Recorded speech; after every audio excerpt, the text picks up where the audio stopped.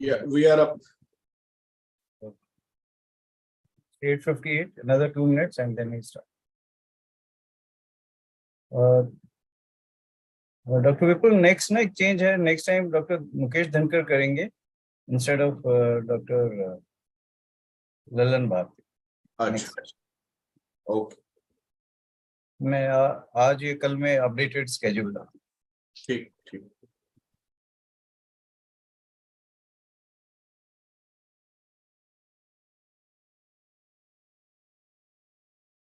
Next change है.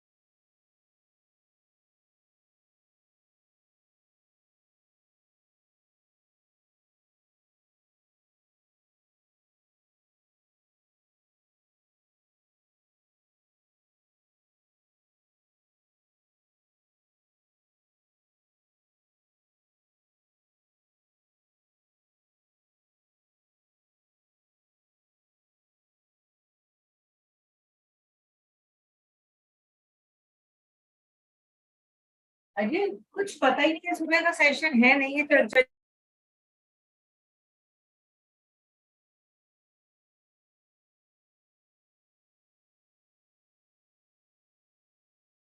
Let's start. Good morning, dear delegates, and we welcome Dr. Sandeep Jain. He is Senior Consultant Pediatric Hematology and Oncology and Bone Marrow Transplant Division at Rajiv Gandhi Cancer Institute and Research Center in Delhi. I also welcome my co-host, Dr. Vipul Jain. It's 9 o'clock. We start today's session, Shared Care in a Child with Cancer. Because once child is undergoing treatment or treatment is over, because of the increased survival, child may be visiting your OPD for regular treatment also. And I request Dr. Sandeep Jain to please start sharing the screen and start the session. Thank you. I think you can see my screen and also hear me. Yes, sir. Please continue. Okay. Very good morning, everyone. At the outset, I really appreciate the effort of Dr. Ajay, Dr. Vipul, and Dr. Jagdish Chandra to organize these webinars covering different aspects of pediatric hematology and oncology practice. And their hard work is clearly evident as we have enthusiastic response from the delegates, and we have more than 300 delegates in every session. So I have been assigned to speak on shared care in a child with cancer. Basically, it is a recap of the last two sessions, and I will try to add few more things that are relevant for the pediatrician. We have seen in the last two sessions, like how not to miss childhood cancer and oncological emergencies. And I will try to cover other aspects which are relevant for the pediatrician in this presentation. Let's start with stats of childhood cancer. Childhood cancer is not a common disease. In fact, it's quite rare. It accounts for just 3% of global cancer burden. In a study in Lancet Oncology in 2019, it was estimated that there are around 4 lakh cases of childhood cancer worldwide. But what is more important, that only 2,24,000 of these are diagnosed. And they had estimated that if the health system in the world do not improve, 43% of the childhood cancer will be missed between 2015 and 2030. And most of these cases are from the developing world. If we look at India, around 50,000 new cancer cases occur every year in children less than 15 years of age. But what is more important is that only 1/10 of these children get complete therapy. So if we look at the distribution of the common childhood cancer, these are the 12 common cancers that occur in children. And of these, 3 most common are leukemia, which accounts for around 40% of the cancer, lymphoma, and bone around 10 to 12%. The lymphoma includes both Hodgkin lymphoma and non-Hodgkin lymphoma, and two most common bone cancer in children are Ewing sarcoma and osteosarcoma. So as I told that the leukemia accounts for around 40% of childhood cancer. Of these, acute lymphoblastic leukemia is the most common and accounts for 3/4 of the cancer, and AML accounts for around 15% of all childhood leukemia. So if you look at this slide, this is like success story of childhood acute lymphoblastic leukemia. If you look at the lowermost line, this is the outcome of children with acute lymphoblastic leukemia in 1960s, and you see that the outcome is just 10%. But if you look at today's era, the outcome of childhood leukemia in the developing countries around 90%. So we have definitely made a huge stride, and we are from 10%, we have reached close to 90%. So you will be surprised to know that there is hardly any new drug that we have added in the treatment of acute lymphoblastic leukemia. Still, we have evolved from 10% to 90%. How come we have achieved this great outcome? It is basically because of the better understanding of the biology of the disease, improvement in the supportive care infrastructure, better use of the drugs that we have now, and also some improvement in the bone marrow transplant. So it is just not limited to acute lymphoblastic leukemia. If we look overall, all childhood cancer, the outcome has improved 70 to 80%. And this is the data from here where they show that overall survival, 5-year survival for children between 0 to 19 years of age is around 84%. So despite using the same intensive protocol, same time-tested strategies, the outcome in our setting is not as good as it is in the developed countries. And why it is so? The first and foremost reason for this is delay in diagnosis, which leads to high burden of disease at the time of diagnosis and thus leading to more complication during treatment and thereby resulting more mortality and morbidity. On top of it, we don't have enough trained personnel to treat these intensive treatment. There is lack of optimum infrastructure to support this intensive treatment. The parents and the general public have a belief in alternative medicine, which have hardly any cure for this dreaded illness. And cost is always a deterrent for successful outcome because these treatments are often intensive and quite expensive. So as I told, the childhood cancer is rare and pediatric oncologist is even more rare. And it is so surprising that till 2009, we did not have any dedicated pediatric hemo course in India. Most of the trained persons were from abroad, USA or UK. First DMC was started in 2009. Tata started first course in pediatric oncology in 2012, and FNB program was started in the 2009. Presently, around 50 new pediatric oncology started every year, which is much less compared to other specialties. Another deterrent factor that I discussed was alternative medicine. And if we see, this is a study from AIMS, and it shows that around 1/3 of the patients who are diagnosed with cancer take traditional, complementary, and alternative medicine before taking treatment at a dedicated center. And this makes them high risk. And this is definitely a big issue in our setting. But what I am trying to focus today, what I will try to focus today is how delay in diagnosis can be prevented, because we know that the early diagnosis is key to successful outcome. And therefore, as a pediatrician, it is our duty somehow to diagnose it early and refer it appropriately. So the role of pediatrician in childhood cancer is not just about the diagnosis of the disease, it is during the treatment also and after treatment also. And I will be covering all these points in my subsequent slides. So let's start with the early diagnosis first. The diagnosis of childhood cancer is not difficult. In fact, in 80 to 90% of the cases, it is very clear. Like this is a 4-year-old child who presented with fever for 4 months. He had neck node, liver was 5 centimeters, spleen was 4 centimeters. Correctly, FCBC was ordered, hemoglobin was 6, TLC was 1.2, like with 90% blast. So it is very clear that the child has acute leukemia, and there is no rocket science in diagnosing these kind of cases.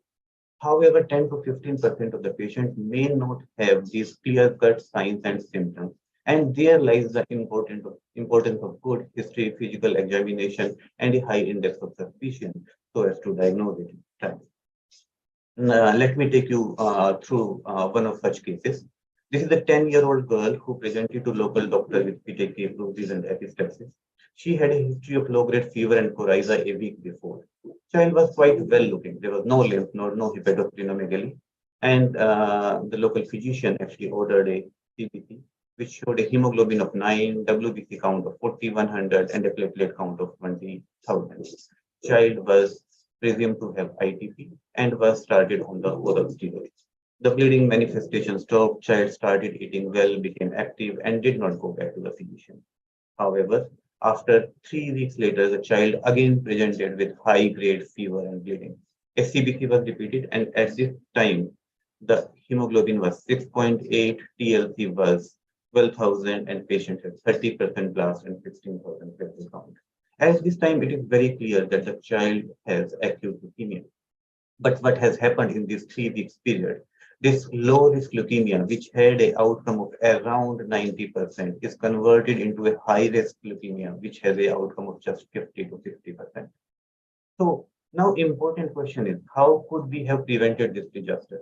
So we have highlighted in the previous seminars also that careful interpretation of CBC is very important. There are certain subtle signs in the CBC which we need to pick up so that we can diagnose these patients early. If we look at the initial CBC, the hemoglobin was 9, WBC was 4,100, and platelet count was 20,000. If we look at carefully, all three cell lines are actually affected because the neutrophil are just 18%, and if we calculate the absolute neutrophil count, it is just 720. So actually the patient has all three cell lines affected. So in this case, one may argue that anyway, 70 to 80% of children in India have a hemoglobin of 9. Any viral infection can cause a lymphocytosis. But those children who have this low hemoglobin, the most of the time, the cause of this anemia is nutritional. They are not normocytic normochromic. However, if we look here, the MCV was 85, MCH was 31. So it's a normocytic normochromic anemia. So normocytic normochromic anemia is mostly pathological, and it should not be taken lightly. And especially if it is associated with the neutropenia, then definitely one has to raise the possibility of underlying marrow disorder. What I want to highlight here is that not all children with acute leukemia presents with anemia, bleeding, and and infection. I mean, the patient who had early onset of disease, they may just have one of these manifestations and still may be having acute leukemia. Generally, we believe that acute leukemia patients should have very high WBC count. They should have hepatosplenomegaly and lymphadenopathy. Generally, 70 to 80% of these children have this kind of feature, but 20% of the patient may have absolutely normal WBC count, may not have hepatosplenomegaly, may not have lymphadenopathy. So it does not rule out acute leukemia. So now when to suspect leukemia in these clinical syndrome? So any child who is having fever for more than like 2 weeks, and it is not responding to antibiotic, and you don't have a clear-cut focus of infection, then you should raise a possibility in your mind that child may be having something which is sinister. Then patient who had associated bone pain or the sternal tenderness, often these bone pains are attributed to vitamin D deficiency or calcium deficiency, but generally these bone pains in children should be taken seriously. Any anemia, especially which is normocytic normochromic, not responding to iron and folic acid, then one should think that it might be some marrow disorder. Any hepatosplenomegaly with PTK definitely indicates that marrow may be the culprit. WHO has given 5 Ps, which everyone should know so as to diagnose childhood leukemia at an early stage, which is like pyrexia. Pyrexia is fever of unknown origin lasting for more than 2 weeks and without any focus. Pain is basically bony pain and sternal tenderness, pallor, PTK, and pancytopenia. In all these Ps, one should think that the child may be having underlying leukemia. There are certain signs in the CBC which one must be careful about. Leukocytosis, which is out of the proportion to the clinical condition of the child. Child is having a low-grade fever, but WBC count is 35,000. So one should think that this is not being explained by the underlying infection. Then pancytopenia or bicytopenia. Neutropenia and lymphocytosis, as I highlighted in this case. Any thrombocytopenia with normocytic normochromic anemia. Any smear which is showing immature cells of blood. If you have any of these findings in your CBC, you must consult your pathologist. Call him, ask him to look at the peripheral smear and tell you clearly that if there is an underlying mechanism. Once you have made a diagnosis or you have a suspicion that the child may be having leukemia, there are certain things that you should do. It is very important not to start any steroids as it may mask the picture and delay the diagnosis. Even a very small dose of steroid can mask the diagnosis of leukemia.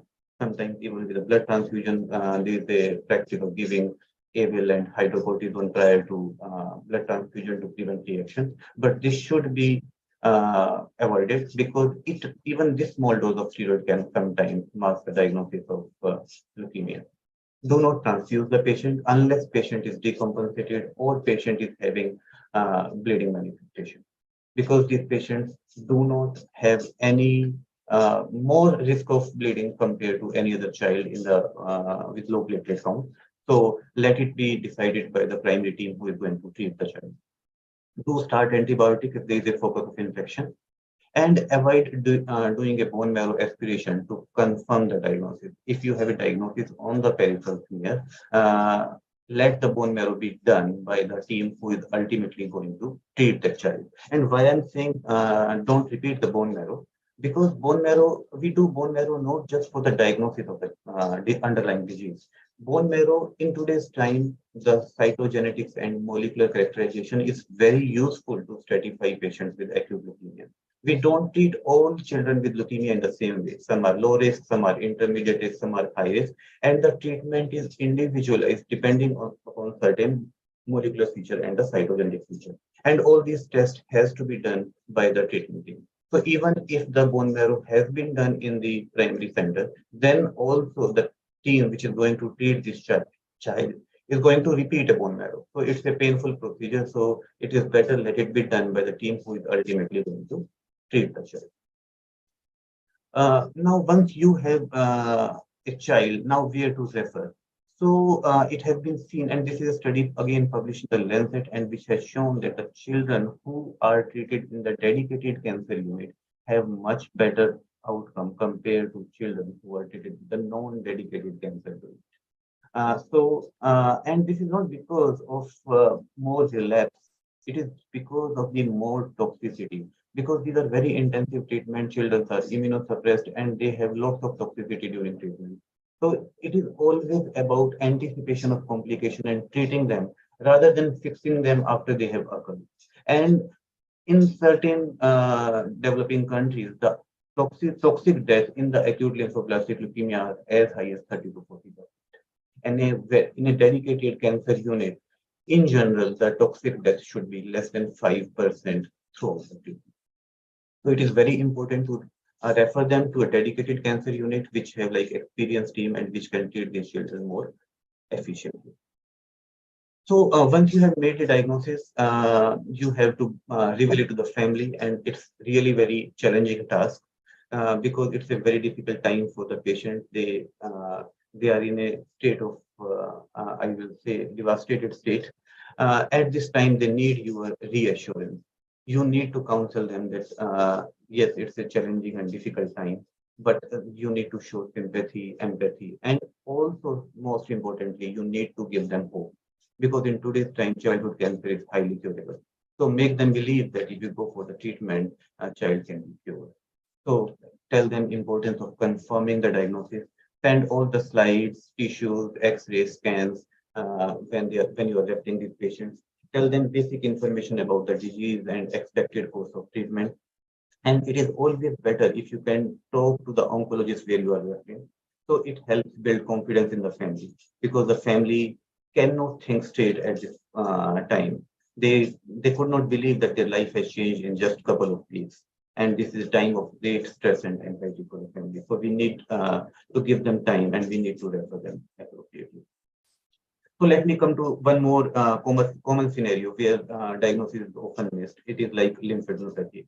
So it's a 7-year-old boy who presented with history of bilateral neck swelling, and it was preceded by Jul'23 fever. On examination, child had a 4/2 firm, tender lymph node in the cervical area, and there was no other lymphadenopathy, and patients had a spleen of 1 centimeter below the costal margin.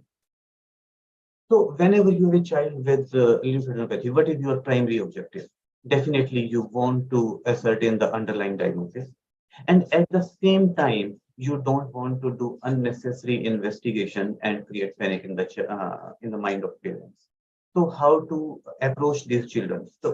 So the first and foremost thing is a good history and physical examination, which in most of the cases may help us not to overtreat and not to over-investigate this children. So we should take a good history and whether this lymphadenopathy is acute or chronic.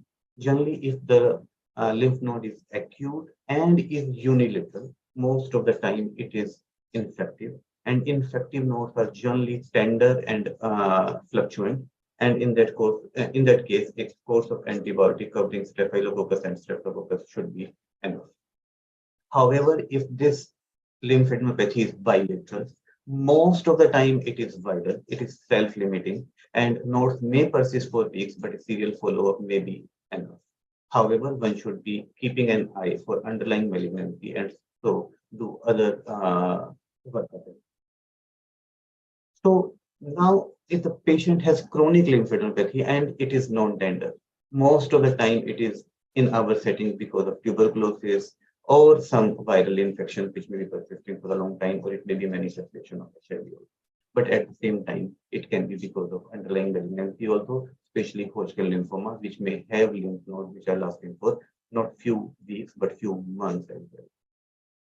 So after history, you need to take do a good examination. It includes to rule out infection in the local area, which may be because of scalp infection, because of conjunctivitis, pharyngitis, dental problem, or some acute otitis. Importantly, in any patient with lymphadenopathy, the hepatosplenomegaly examination is must. Actually, this is a part of lymph node examination. There are many intra-abdominal pathology which may cause supraclavicular lymph nodes, especially neuroblastoma or a testicular lesion, or even a retroperitoneal mass, which can cause lymphadenopathy in the supraclavicular area. Then any systemic cause should be sought for, and any rash, petechiae, purpura, echinosis should be looked for. Now, in this child, the first and foremost thing that we need to ascertain whenever we have a child with lymphadenopathy, whether this is a physiological lymph node or a pathological node. Once you make out that it's a pathological node, then you have to know, first thing is whether this is infective or non-infective. As I told, infective nodes are generally tender and fluctuant, while the non-infective or the malignant nodes are generally painless and they are hard. So how do you know that this lymph node is actually pathological or not? Size is a very important criteria. Any cervical lymph node which is more than 1 centimeter or inguinal node more than 1.5 centimeter is generally considered pathological. And especially if they are increasing over the last 3 to 4 weeks or they are persisting beyond 4 weeks. These are pathological nodes. They need to be investigated. Then the location of lymph node is very important. Supraclavicular and mediastinal lymph nodes are always pathological. They cannot be physiological. Then any nodes which are not responding to antibiotic, or a patient is on AKT and is not responding, then you should worry that the child may be having something else underlying. So an important message I would like to give, don't start empirical AKT in a child without confirming a diagnosis. It's a very common scenario that we see in our practice. In fact, in our last study on Hodgkin lymphoma, where we have recruited around 396 patients, you will be surprised to know 30% of children had received AKT prior to diagnosis of Hodgkin lymphoma. They were treated for tuberculosis that were not responding, and then was later on diagnosed to have Hodgkin lymphoma. And these children had advanced disease at the time of diagnosis, had B symptoms compared to other patients who were diagnosed without being treated for tuberculosis. And this leads to high burden of treatment, definitely adverse outcome. And because now you have to treat them more aggressively, they have more chances of late compared to other children. So empirical anti-tubercular drugs should not be started. Starting AKT is never an emergency. Try to prove your diagnosis before starting AKT in any child with lymphadenopathy. Now coming back to our case, this child, then first investigation that one should do in a case of lymphadenopathy, CBC, and peripheral smear. This child had a hemoglobin of 11.2, WBC count of 9,300, platelet count of 1.6, 1.7 lakh, and there were 1 or 2 occasional monocyte or atypical. So now we have 2 options: whether we should observe this child or we should investigate it further. The points in favor of observation are: this is a well-looking child, doesn't have any constitutional symptoms. History is very acute. Can we observe him? Yes, we can observe him. We can wait and we can follow a policy of wait and watch. Can give a trial of antibiotic. But important thing is we have to ensure that the child follow up regularly, maybe every week, and the same physician should examine him on follow up. And we have to explain the warning sign to the child that certain features that he should come up early in case he develops these symptoms. Other option that we have is we investigate him further. The point in favor of investigations are: patient has a definitely pathological lymph node. He has a spleen of 1 centimeter. There is the atypical cell in peripheral smear. Now, should we do a bone marrow or should we do a lymph node biopsy? That may be another approach. So what we did in this patient, actually, the child was quite well looking. We sent a IgM for varicella antigens. Sorry, IgM was sent for infectious mononucleosis, and patient was followed up weekly, and it was positive. And after 2 weeks, lymph node and splenomegaly regressed, and child was okay. So I just want to highlight this. EBV infection can closely mimic sometimes acute leukemia.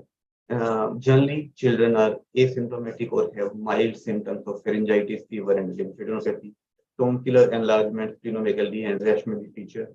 Patient may have lymphocytosis in the peripheral smear, which is seen in the acute leukemia also. Atypical lymphocytes which are actually virocyte, may look like blast. So integration of history, physical examination, and careful interpretation of TBC can help us to not over-investigate these children. And at the same time, we need to give a clear instruction to the family that this is like an option. We can observe you, provided you follow up very regularly. And in case of any danger signs like fever or increasing pallor or petechiae or something else, they should come to the physician very quickly. So in general, whenever somebody has lymphadenopathy, first investigation is TBC and peripheral smear. If it is clearly a pathological node and there are no clear symptoms, then do a lymph node biopsy. If TBC is abnormal, it is showing some signs of marrow involvement like pancytopenia, lymphocytosis, or the presence of blast. In those cases, bone marrow aspiration should be done. And why lymph node biopsy and not FNAC? It is very important because FNAC is like easily available, inexpensive, and less invasive. But the problem is that it is associated with the high false negative results. So if you have a node which is clearly pathological and FNAC is reported as reactive hyperplasia, you need not just believe that FNAC. In that case, lymph node biopsy is must, because many times FNAC may actually not yield the underlying diagnosis. So excisional biopsy is the gold standard. It gives you exact architecture of the lymph node. It tells you about the background, and it also gives us the tissue which is required for confirmation of underlying diagnosis, especially immunohistochemistry. And many times the parents want that they need to review diagnosis at some other center. So you give clear instruction to the surgeon that when they do lymph node excision, don't divide it into 2 parts. Instead, after the confirmation of diagnosis at one place, you can issue a block which can be reviewed at some other center, but don't divide the lymph node in the first row. So another symptoms which is common in our practice and which may have actually underlying marrow disorder is anemia, and anemia which is rapidly progressive. So if somebody is having rapidly progressive anemia, say hemoglobin is 10 and it drops down to 5 or 6 in 3 to 4 weeks time, then 3 important differential in this case are hemolysis, blood loss, and a marrow disorder. So so in this case, if you rule out hemolysis, which is easy to do, and if you by history rule out blood loss, then one should think a possibility of underlying marrow disorder. Now, despite red cell transfusion, if there is a recurrent fall in hematocrit, then one should think, in absence of blood loss and hemolysis, of course, then one should think the underlying marrow disorder. Then any anemia which is associated with lymphadenopathy, petechiae, purpura, or some abdominal mass must be considered for malignancy. Then bone and joint pain, I have highlighted this before also. This may be manifestation of acute leukemia or marrow involvement because of the solid tumors like neuroblastoma. Sometimes 10 to 15% of the children presents with arthritis as if prominent features, which are diagnosed as acute rheumatic fever or GRA. If we carefully examine these children, actually these patients don't have arthritis, they don't have articular pain. Actually, they have bony pain, and it makes them difficult to stand, and therefore they are diagnosed as arthritis, but actually those are bony pains. So any patients with joint pain or bony pain should be taken seriously, and an underlying malignancy must be suspected in these children. Because systemic onset GRA is actually more rare compared to acute lymphoblastic. So and especially if the child has anemia or leukopenia, in this patient, bone marrow should be done and underlying leukemia should be ruled out. So this I have highlighted the first part of my presentation, wherein I have tried to show that early diagnosis is important and good history, physical examination, careful interpretation of CBC is important to diagnose acute leukemia early. And some of the solid tumors which can be diagnosed early have been covered in the previous talks. I have not taken them in my presentation. Now let's go through some of the roles where pediatrician can pitch in the management of a child who is taking treatment for cancer. So generally, once the intensive treatment is over, the child with cancer goes to their local place, and they have medical issues on and off in the next few months. And here lies, if we can have a good liaison with the pediatrician, then it becomes very easy for the family actually not to go to the primary physician for a small issue, which can be handled at the local place. It not only creates confidence in the mind of family to take care of these issues, but also cuts down the cost as well. So commonly encountered problems are like fever, febrile neutropenia, exposure to chickenpox and measles, central line care, fine-tuning during ALL maintenance. I shall be covering this in my subsequent slides. Let's start with the febrile neutropenia. This has been covered in the last class as well. This is like oncological emergency, and we have to, as a pediatrician, we have to understand that this is very important for a child who is taking treatment for cancer, who has undergone intensive treatment and is now in remission. This should not cause a morbidity or mortality in this patient, and we have to be very aggressive about management of febrile neutropenia. So how we define febrile neutropenia? One component is fever. Fever is like single oral temperature more than 38.3 or 100.4 lasting for more than 1 hour. Neutropenia is like absolute neutrophil count less than 500, or it is expected that it will go less than 500 in the next 48 hours. This is how we define febrile neutropenia. So in fact, any child who comes with fever and is taking treatment for cancer should be assumed to have febrile neutropenia before doing the CBC. So why it is very important to treat these children aggressively? We know that neutrophils are very important arm of body defense mechanism. And in the immunocompromised children, the signs of inflammation may be totally muted. Like they may not have redness, they may not have tenderness, they may not have signs of inflammation. And fever may be the only sign that the child may be having.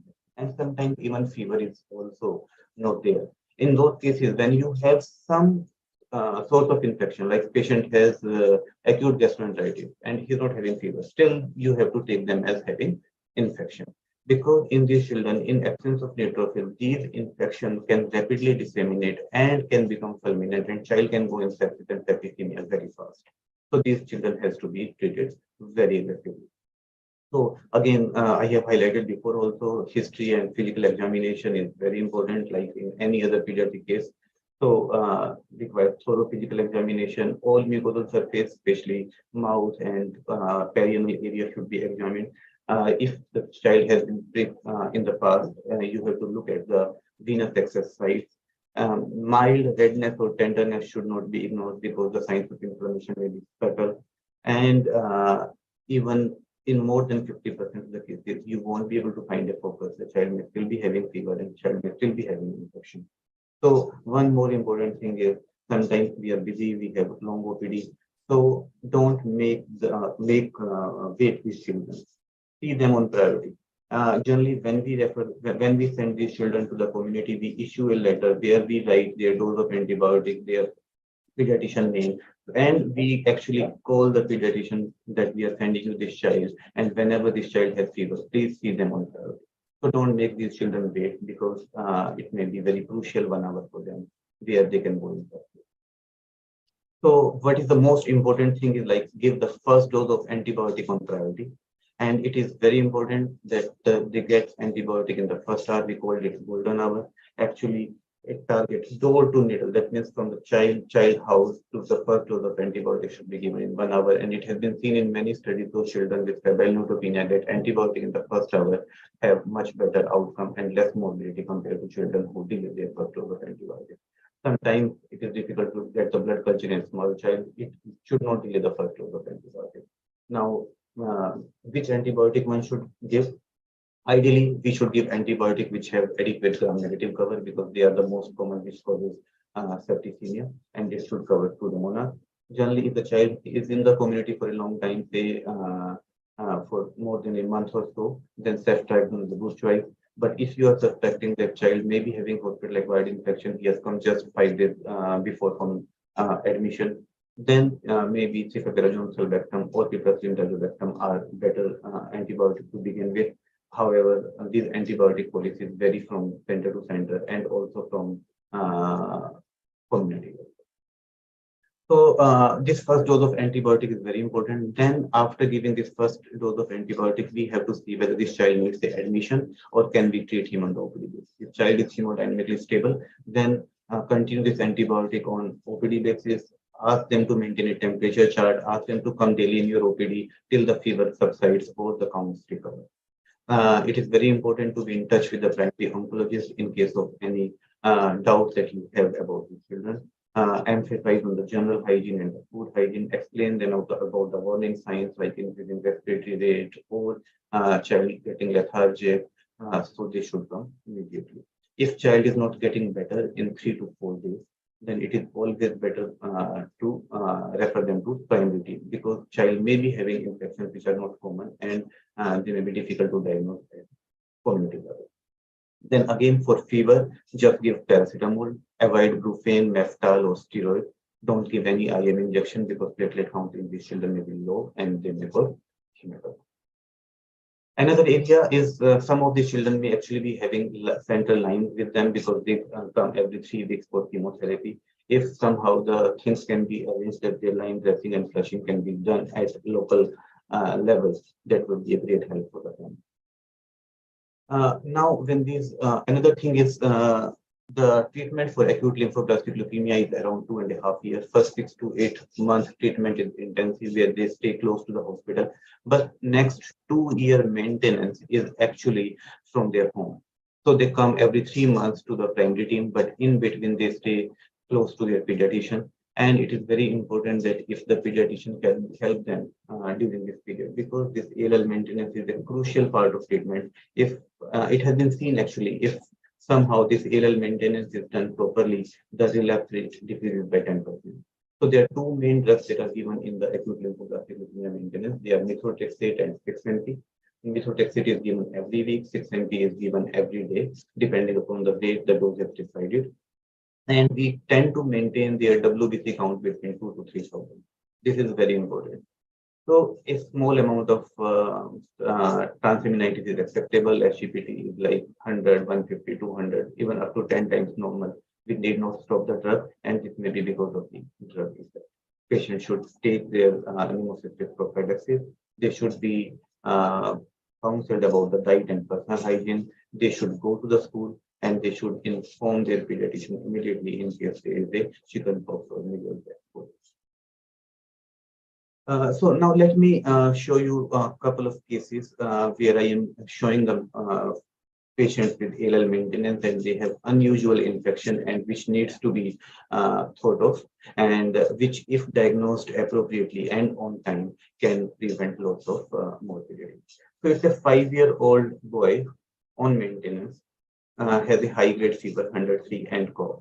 The child was lethargic but non-toxic, had some tachycardia, respiratory rate was 38, SpO2 was 96%. Child was hemodynamically stable, CBC was done, hemoglobin was 10, WBC count was 2300, and neutrophil count was 700. So child was actually started on injection monospep by the local physician. And prior to going to local physician, he has already taken cefixime for 2 days. Then after 3 days also his fever was persisting and his respiratory rate was slightly on the higher side. Then he comes to us after 24 hours. Child was non-toxic, but fever was persisting every 12 hours. Workup for sepsis was done, blood and urine culture was sent, which were negative, dengue, malaria was negative. Chest X-ray was normal. After 48 hours of hospitalization, cough slightly increased. Now respiratory rate was 45 per minute. Subcostal retraction and intercostal retraction were there. And chest examination was still unremarkable. There was no bronchi, no crabs. A chest X-ray was done. If you see this chest X-ray, it shows ill-defined hazy alveolar opacities, both in the upper and mid zone, more on the left side than the right side. So what could be the possible differential? It could be viral, it could be atypical, it could be fungal, it could be bacterial, anything. It is hardly possible to determine the etiology based on this X-ray. So because viral infection was like one of the most probable diagnoses, a biofire respiratory panel was done, which showed human rhinovirus. Again, this was not clinically fitting in the clinical presentation of a child. Child still has like white tachypnea, and rhinovirus generally doesn't cause this kind of tachypnea. So it's CT chest was done. So CT chest showed multifocal patchy consolidation and ground glass opacity in both the lungs. And it is again was suggestive of some viral infection. However, the diagnosis was still not clear, and child was not responding to antibiotics.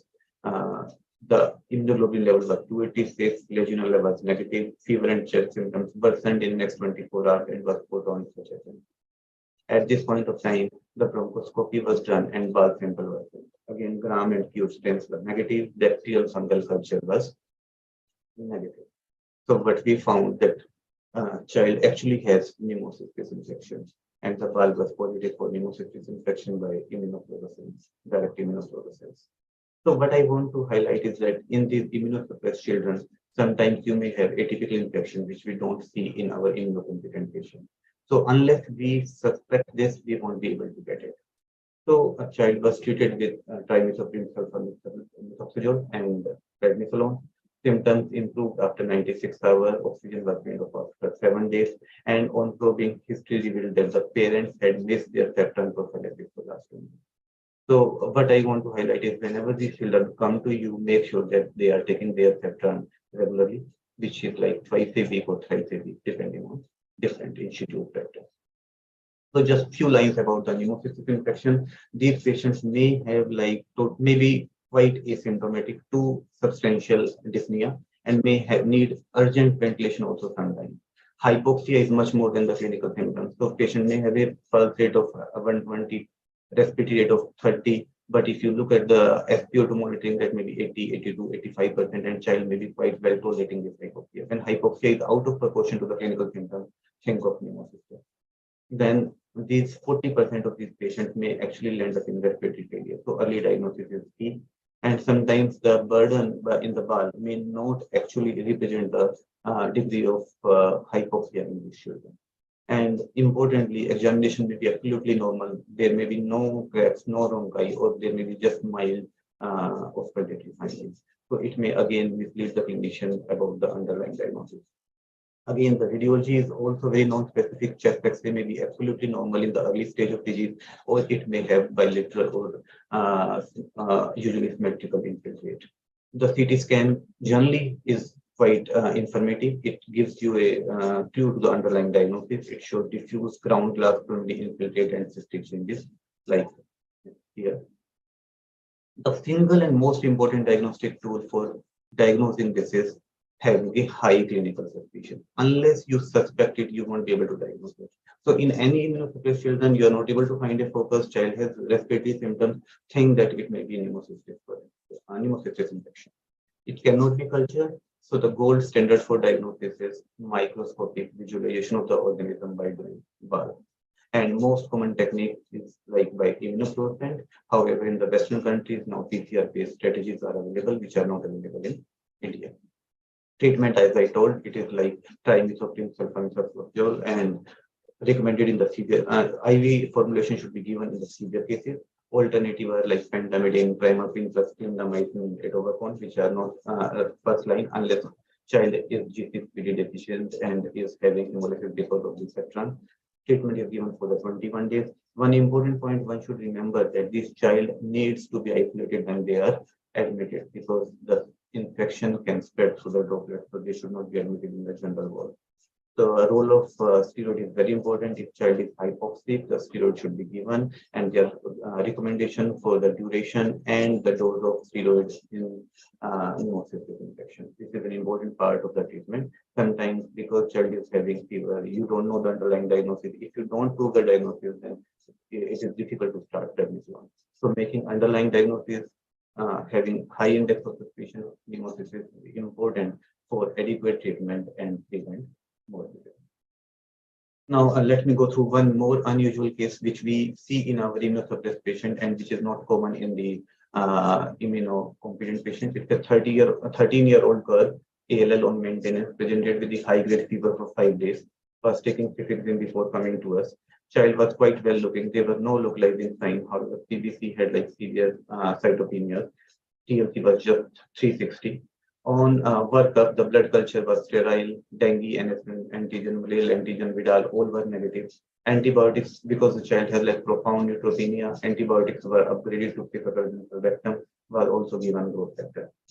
Chest X-ray, ultrasound, abdomen was normal. However, high-grade fever 103, 104 every 6 hours was persisting. Workup for HLH was done, which was also unremarkable. After giving growth factor, WBC count improved to 2400. Child was still non-toxic. CT test was done, which was normal. Repeat cultures were negative. And no change in fever pattern despite its recovery of count after 5 days of IV antibiotics. So we knew that it is not going to be a straightforward infection. So we did a CMV for PCR and CMV was like 61,000 copies. So treated with IV ganciclovir for 21 days. He was subsided after 4 days and CMV PCR became negative after 2 days. What I'm trying to highlight is that these are unusual infections which don't occur in immunocompetent patients, but these are common in the immunosuppressed patient. In fact, this is a study by Dr. Deepak Bansal from CCH Chandigarh, where they have shown that in patients with a prolonged febrile neutropenia, where you don't have a focus of infection, 10% of the children may have CMV infection. And sometimes the clinical signs and symptoms may not be there, just fever, prolonged fever. In those cases, CMV infections should be looked for.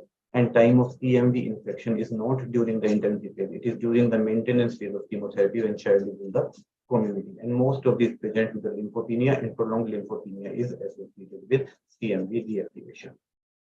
So by highlighting these two cases, I just want to show that during the maintenance therapy, unlike in the intensive phase, when the child is more neutropenic, bacterial infections are common. In the maintenance therapy, child are often lymphopenic. So their infection spectrum is different from when they are in the intensive treatment. Their immunoglobulin levels are low. So viral and atypical infections are more common during maintenance compared to bacterial infection. And these children generally acquire this infection because they are going to school, they are exposed to the community. During the intensive phase, they are close to the hospital, they are confined to single room with their family. So they are not getting this viral and atypical infection during intensive phase. Now, let's come to the last part of the presentation, where I will highlight the role of physician after the treatment of childhood cancer. So when the treatment is over, we actually need to focus on two things. One is whether child is in remission or not. And second, we have to monitor the child for the late effect. So for this, we actually ask all our children to visit us every 3 months in the first year, every 4 months in the second year, and then 6 monthly after that. So thorough physical examination should be done during this period, and one has to monitor for the relapse. So it depends on the underlying disease. If child has acute leukemia to begin with, then we need to look for lymph nodes, hepatosplenomegaly. Testicular examination is a very important part because it is a sanctuary site. Sometimes child may have painless testicular enlargement, and that may be the manifestation of the recurrence of the disease. So testicular examination in a child who has completed treatment for acute lymphoblastic leukemia on every visit is must. And periodic investigations are done based on the type of disease the child had. Like acute leukemia, we just do CBC and peripheral smear on every visit. And for other say lymphomas, we do chest X-ray or ultrasound based on the site of disease. One is like we have to ascertain the disease status. The other is monitoring the late effect. These children are exposed to chemotherapy, radiotherapy, and surgery. So a good knowledge about the treatment that they have got is important to plan their late effect management. So generally, when we actually send a child to community after completion of their treatment, now based on the chemotherapy they have got, they are at risk of certain late effects about their growth disturbances, about their pubertal, or about the cardiac issues. So we make a plan for them, and we give them this plan to share it with their pediatrician so that they know what all investigation these children need in their follow-up. Sometimes child prefer to come back to the treating team also, but sometimes because of logistic issues, they want to consider this at their local place. So a good liaison between the oncologist and pediatrician is very important so that all this can be carried out at a local place. So in that case, actually, the pediatrician and oncologist should communicate frequently so as to facilitate the easy transition of a child from primary team to the community level. So another important aspect that pediatricians have to cover is immunization after the treatment of cancer. So during intensive treatment, immunization is generally not recommended. It may not be effective because the B and T cell functions are muted, and you may not mount antibody response to the vaccine antigen. And then there is always a risk of vaccine-derived infection because of the live vaccine. So in general, inactivated influenza vaccine should be offered to all patients receiving chemotherapy, and no other other than hepatitis B, one more is there, which can be given during treatment. All other vaccines are avoided while the patient is receiving intensive treatment. Now, timing after completion of chemotherapy, in general, after killed vaccines are given after 6 months of completion of chemotherapy, and live vaccines are given after 1 year of completion of treatment. And if the patient has undergone bone marrow transplant, killed vaccine should be given after 1 year, and live vaccine should be given after 2 years. It is very important to vaccinate the siblings also. So only thing that one has to avoid is that these siblings should not receive the oral polio vaccine, which is a live vaccine. Instead, they should be given IPV. They should be given yearly influenza and varicella vaccine, and all other vaccines should be given as scheduled. In general, the patient who has chronic dysfunction or asthenia or complement deficiency, in those patients, meningococcal and pneumococcal vaccine should also be given. And for all eligible girls for more than 9 years, after 6 months of completion of treatment, HPV vaccine should also be recommended. So one more important issue is, should these children be revaccinated or just a booster dose should be given? So this is a study from UK in the MRC group, where all children with acute leukemia who had completed treatment for more than 6 months were immunized prior to the treatment, were given a single booster dose of DPT, IPV, and HIB, followed by meningococcal and MMR vaccine. Almost 100% of the children actually got their antibody level up to the mark after just a single booster, and that laid the foundation for doing only catch-up vaccination for children undergoing intensive chemotherapy and not the full revaccination. This is like what I just told. So just one booster given 6 months after completion of treatment is enough. But we do our institute sometimes, if we are not sure about the primary immunization, we check their anti-hepatitis B titer, and if that is adequate, we do catch-up vaccination. Otherwise, we re-vaccinate the children. There is a very good paper published by Dr. Chandra and team, and the immunization of children with cancer in India treated with chemotherapy. This is the consensus guidelines by PHO chapter of IAP, and I would recommend all students and fellows to read this paper, and it comprehensively covers the planning of immunization of child who has treated with cancer. So I'm just highlighting some of the points. This is the recommendation about the live vaccine. No live vaccine should be given during treatment. After treatment, if the child was unimmunized, then follow the schedule as we do it for the other children.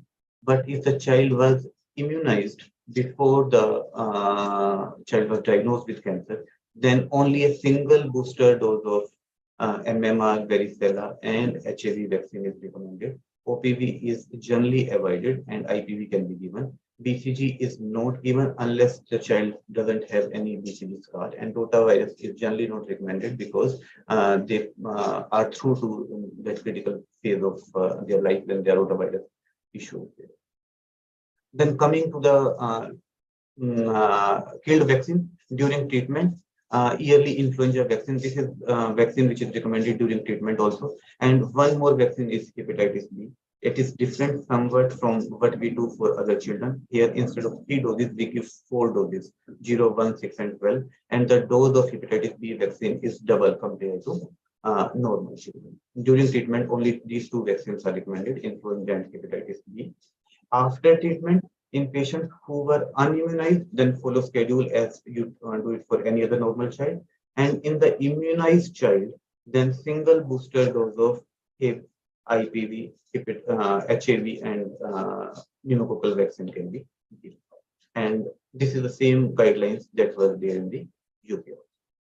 There are some special scenarios we often get call from the parents while they are on maintenance or while they are in the community that the child has dog bite. Now what to do? So how this vaccination is different in a child who is immunosuppressed or who is receiving chemotherapy compared to a normal child. The basic principle remains the same. The first and foremost thing is cleaning the wound with the soap and water. Now, local infiltration with rabies immunoglobulin. This is generally recommended for the category 3 bites, but in immunosuppressed patient, even for the category 2 bite, it should be done. And for vaccination, an additional 6 doses on day 90 is recommended. So this is how it is different. For category 2, immunoglobulin should be given.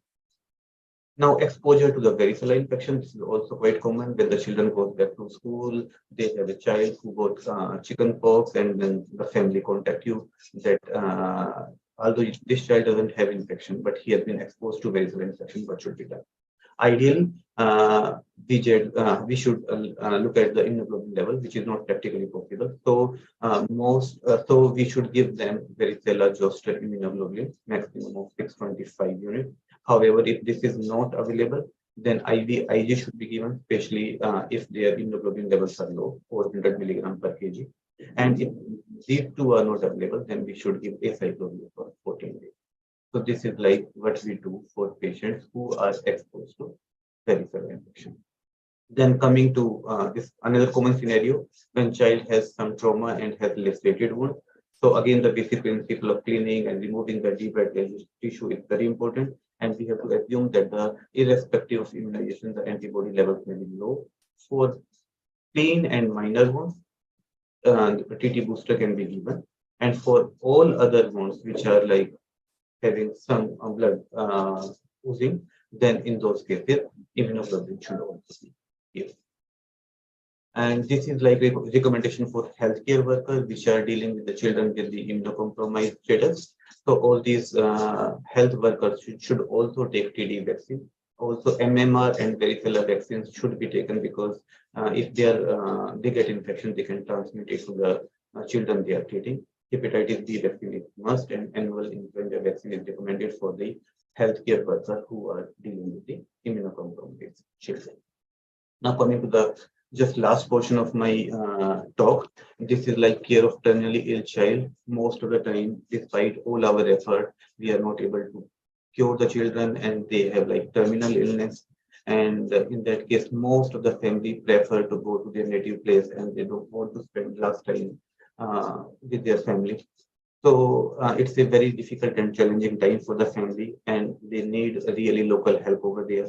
So it is, I can understand that this is challenging for the local pediatrician also to treat and to look after these children who don't have outcome, and it's really very depressing sometimes. But we need to show them a sympathetic attitude and just reassure them that everything that was possible has been done so that they don't have a guilt in their mind that they are not doing anything for their child. and symptom control and pain management in this area is very crucial, and sometimes somehow we have to make them feel as painless as possible, and we have to provide them care even when cure is not possible. I know this area in our community is lacking because we don't have dedicated hospices and also centers where we can give terminally ill care to the children with cancer. Maybe in times to come, we will handle this much better than today's scenario. So just to conclude my presentation, the early detection of cancer is possible with vigilance and high index of suspicion. And most of the time, the diagnosis is not difficult. And simple clinical examination, thorough physical examination, and good clinical history and interpretation of simple investigation can diagnose cases in 85% of the cases. And when you have a child with suspected cancer, early and referring to a specialized pediatric cancer unit is very critical for good outcome. And pediatrician is a very important link between the patient and the oncology center, not only for early diagnosis, but during the treatment and also after completion of the treatment. So childhood cancer is curable if it is diagnosed early, treated properly, and role of primary pediatrician is very, very crucial. That's all from my side. And thank you, Dr. Sandeep, for a wonderful presentation. Please stop sharing your screen.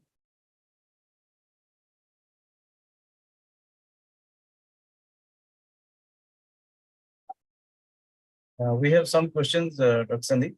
Okay. One is, do we assess by Dr. Asim, do we assess testicular enlargement in males in follow? I'm not able to stop sharing my screen. Is it? On the top, there's a button with a green line. There's a button next to it. Yeah, it's done. Okay. So Dr. Asim has asked, do we assess testicular enlargement in males in follow? So we do clinical examination. We don't do a radiological investigation. We do ultrasound only if we have clinical suspicion of generally the testicular relapse present as asymmetrical painless enlargement. So only if we have clinical suspicion, then we do ultrasound. Otherwise, for every visit, we have to do clinical examination. Do we need to assess ovaries in females by ultrasound after completion of treatment? No, generally not. It is not required. Those are not the sensory site. Actually, the brain and testes are the sensory site because the penetration of chemotherapy in this area is somewhat less, and therefore the leukemia sometimes remain hidden in this area. Ovaries are not considered as sensory sites, so it is not required. Dr. Pradeep has asked how to diagnose malignancy in view.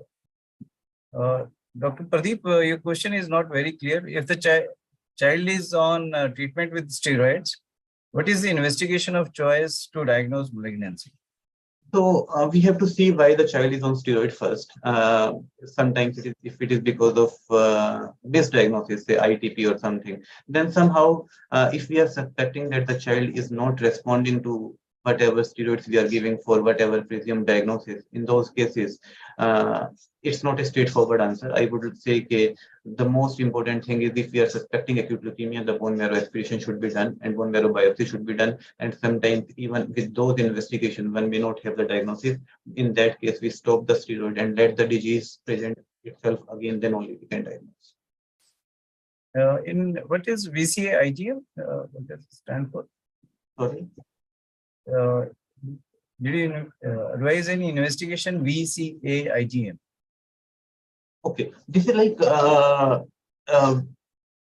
capsid antigen. Capsid antigen.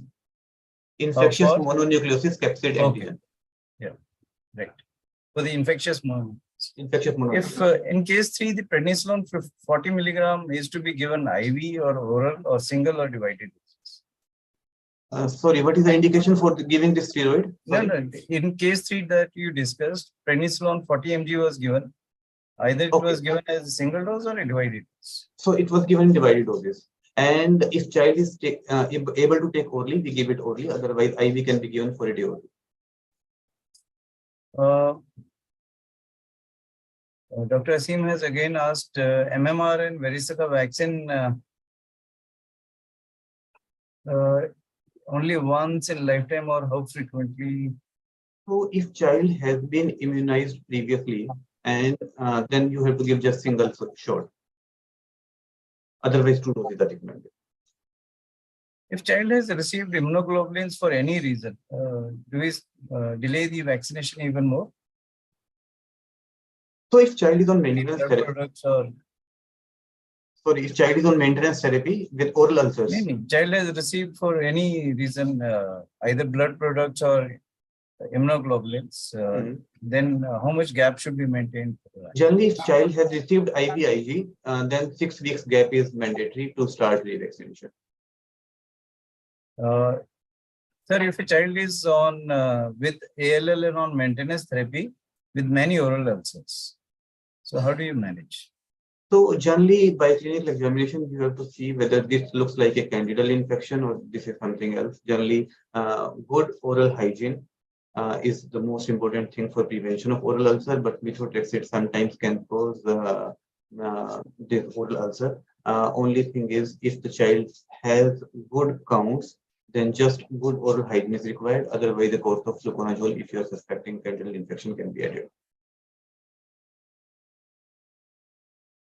In case of viral or lymphadenopathy, how many weeks we have to suspect other diagnosis? So generally, if you are keeping child under observation for suspected viral infection and significant lymphadenopathy, you need to ask them to come to you every week. And generally, in 4 weeks' time, the lymphadenopathy and splenomegaly should disappear. However, if it is persistent, then you should investigate it further. While receiving the anti-rabies vaccine, should we continue the chemo if in maintenance phase? Yes, if the counts are okay, child is non-neutropenic, we should continue MTX and 6M.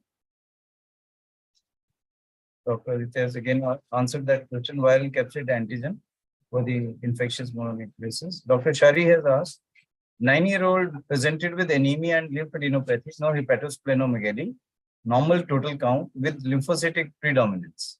PS showing mononuclear cells with coarse chromatin. Could it be malignancy? It can be, it cannot be, it could be either ways.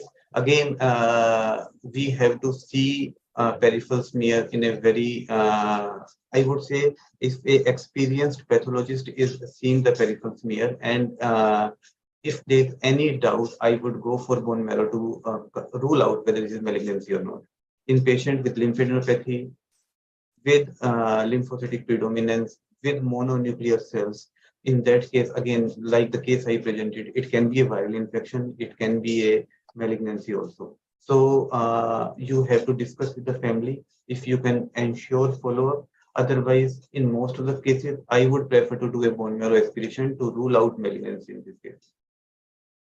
So in case of Dr. Tanushri has asked, in case of bilateral cervical lymphadenopathy, should we go directly for biopsy or we can do the FNAC first? See, you have to first ascertain that this is a pathological node. Then you have to ascertain it is a non-infectious node. Then only you should think of a biopsy. Otherwise, biopsy is not indicated for infective nodes. If you are, it is a fluctuant node, it's a tender node, then give a course of antibiotic. Don't go for biopsy. But if these are like non-tender node, non-fluctuant node, you are suspecting that. Now, main differentials are whether it is tuberculosis, whether this is malignancy, whether this is some viral infection. If your thought process is such that it could be a viral infection, then maybe you can wait for a week or so. You can see the response. The lymph node are regressing. But if you are suspecting a tuberculosis or you are suspecting a malignancy, I would prefer to do a biopsy rather than doing a FNAC. Because for confirming the malignancy also, you need special test, and for that you need tissue and biopsy is required. Tuberculosis sometimes can be picked on FNAC, but still, if biopsy is there, I would prefer biopsy in that case. On peripheral smear, if there's a reactive lymphocytosis, does it mean infection or malignancy? Generally, if your pathologist is very experienced and he's saying this looks like reactive lymphocyte, then you can follow up child in 1 week again, and this reactive lymphocyte will disappear after a week or so. If they are persisting after that, then based on the clinical history and examination, one has to decide whether the child needs further workup or not. Dr. Shamila has asked, in case child with relapse after chemotherapy, should we again revaccinate? No, here priority is not revaccination. Priority is the treatment. So they should go for the treatment of underlying cause, underlying malignancy. That is like more pressing issue at that time rather than vaccination. Dr. Jolly has asked, a BALL patient on maintenance phase has come with neutropenia with mild to moderate pain abdomen and is having ascites, no organomegaly, no vomiting, and is passing stools normally. Blood culture is tried. What may be the cause of ascites? So generally, ascites is not seen in with acute infection. So we have to see underlying liver. There may be multiple causes of the ascites. So again, you are suspecting some infection. Generally, acute infection don't cause ascites unless someone has underlying liver issues also. So it is difficult to comment on the cause of ascites without looking at the entire picture and entire scenario. Difficult to say. I'll share your number with Dr. Jolly if she wants to share some reports. Right. If a child, Dr. Sirisha has asked, if child on maintenance therapy and had a high-grade fever with neutropenia and thrombocytopenia, we will give antibiotics. Do we need to stop methotrexate? Actually, there are guidelines when to stop methotrexate and 6-MP. If child has high-grade fever with neutropenia, definitely I will stop the methotrexate and 6-MP and will focus on treating that infection first and then restart when the clinical condition improves and the count improves. These are the questions are answered. We have received one or more. Is atypical lymphocytes not blast on PS? Can it be leukemia? These atypical lymphocytes may be actually because of some viral infection also. So again, close follow-up is required when you have some suspected cell on the peripheral smear, depending on the clinical condition of the child and indication for which this test is being done. Then we follow it weekly. And if these lymphocytes atypical are persisting or increasing, then definitely bone marrow is required. If they disappear on follow-up, then it's okay. Some atypical lymphocytes are seen after viral infection. Thank you, Dr. Sandeep. Most of the questions are answered, but if still get more questions, we will share it with you on the indication of GCSF if neutropenia. So we generally try to avoid GCSF in neutropenic patient as far as possible. However, if the clinical condition is such that the overwhelming infection is there and every day is crucial for us, in those cases, GCSF can be administered. But routinely, it is not recommended. Thank you, Dr. Sandeep. I once again thank Dr. Vipul, Dr. Puneet. She joined Dr. Jagdish Chandra sir, Dr. अरे Sandeep. सब पूरा है भाई, tension ही ना कर. So we'll meet next week. There's a little change of schedule for the next week. I'll put it in the group. And if there are any more questions, I'll share with Dr.